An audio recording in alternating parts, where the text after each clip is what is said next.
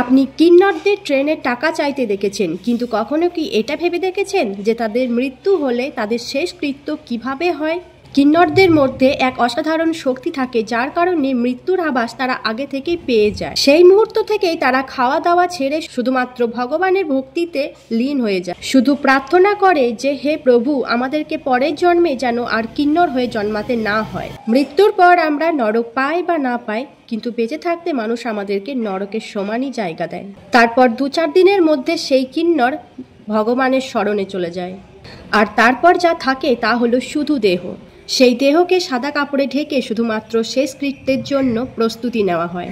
রাতের বেলায় কিন্নরের একটি দল মৃতদেহকে নিয়ে তারপরই বেরোয়। রাতেই তারা সৎকার করে, কারণ তাদের বিশ্বাস যদি কারোর চোখে তাদের শেষকৃত্য পড়ে যায় তাহলে সেই মানুষও পরের জন্মে কিন্নর হয়ে জন্মায়।